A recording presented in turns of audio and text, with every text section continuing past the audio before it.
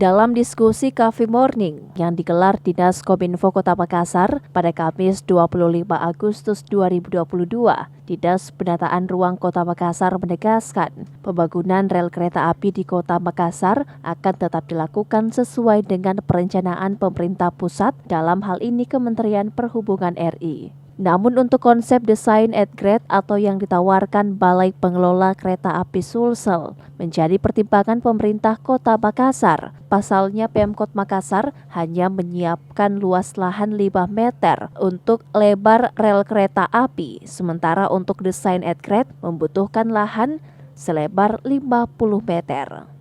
Sekretaris Dinas Penataan Ruang Kota Makassar, Fuad Aziz mengatakan untuk penentuan lokasi di daerah Tamalan Rea telah dilakukan oleh Balai Pengelola Kereta Api Sulsel tanpa koordinasi dengan Pemkot Makassar, sehingga Wali Kota Makassar telah melakukan koordinasi dengan Kementerian Perhubungan untuk meminta peninjauan kembali penentuan lokasi rel kereta api Makassar Maros. Kita bisa melihat bagaimana kalau kita melakukan landed tentunya membutuhkan area paling sedikit kalau melihat rencananya teman-teman di balai itu 50 meter. Nah, sementara kalau menggunakan elevated kita hanya menggunakan 5 meter. Nah, persoalan 50 meter dengan 5 meter tentu dalam persoalan program strategis nasional tidak menjadi kendala di dalam persoalan teman-teman di balai karena ini adalah PSN, tetapi menjadi kendala buat kami karena akan menimbulkan dampak-dampak seperti akan terciptanya kekumuhan pada saat persoalan landed.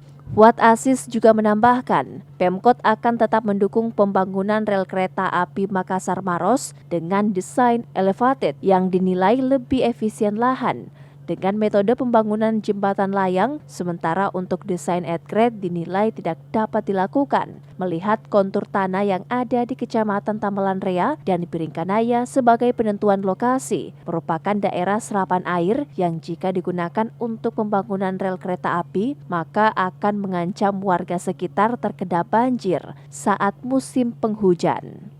Ira, Fajar TV dan Fajar Radio melaporkan.